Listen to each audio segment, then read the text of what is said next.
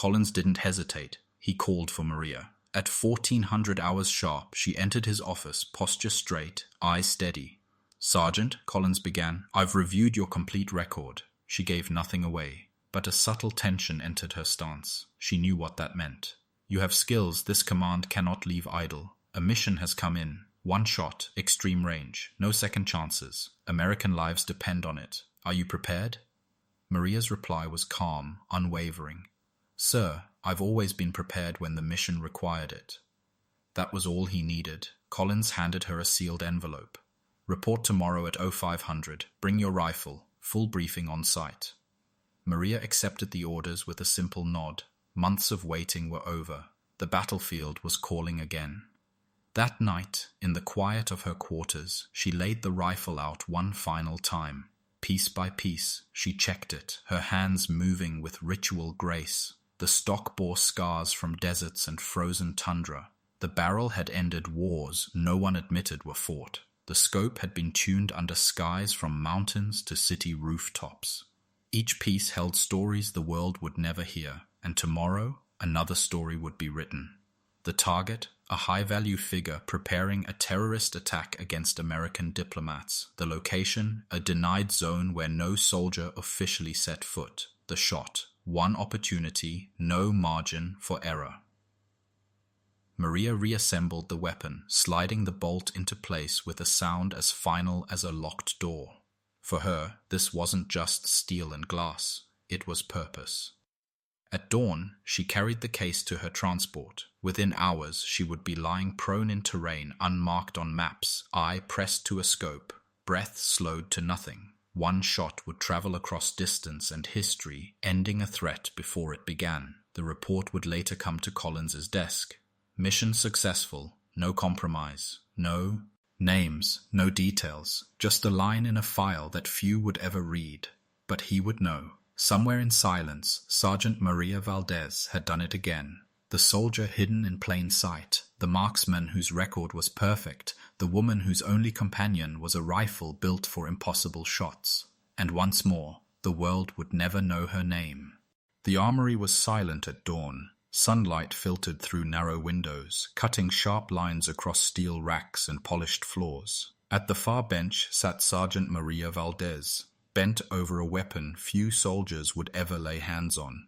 Her .338 Lapua Magnum lay disassembled, each piece spread before her like relics in a temple. She worked with the calm precision of a surgeon, brushing the bolt face, checking tolerances, aligning every part with ritualistic care. For 6 months, she had done this at the same hour, alone, unseen. The rifle wasn't standard issue. It wasn't even military property. It was hers, custom-built, battle-tested, scarred and worn, in places only she understood. Each mark on the stock carried a memory. Each adjustment to the trigger or optics was born of experience in missions so secret they didn't exist on paper. "Good morning, Sergeant." Maria didn't flinch. She looked up to see General David Collins entering with the steady stride of command. He was there for routine inspection, but his eyes locked on the rifle, even in pieces, radiating a presence few weapons carried. "That's quite a rifle," he said, moving closer. "Yes, sir. She's been with me 3 years," Maria replied, hands never pausing in their work. Collins studied the weapon. This wasn't the kind of tool an administrative specialist would own. Too rare, too expensive, too personal. He asked a few casual questions, then continued his inspection. But Maria's calm certainty, her language about mission-critical accuracy, stuck in his mind.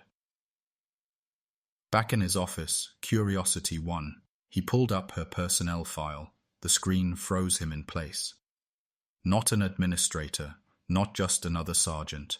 Beneath layers of clearance and red warnings, the truth emerged. Maria Valdez was one of the deadliest precision marksmen the U.S. military had ever produced. Her record was staggering. 89 confirmed ILM.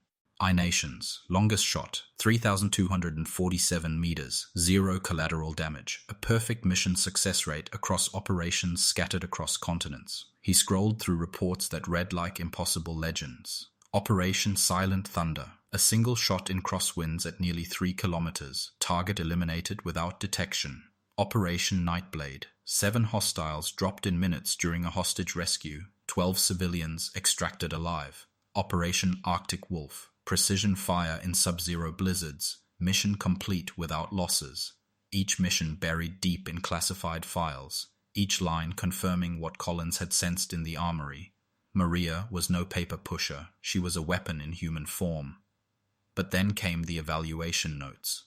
Administrative hold, combat stress after 50-plus months of continuous deployment, symptoms, hypervigilance, emotional detachment, recommendation, remove from operations, allow decompression. Collins leaned back, breathing out slowly. Now it made sense. The morning rituals, the way she cared for the rifle like it was life itself. The weapon wasn't just metal, it was her anchor, the thread that tied her to who she really was.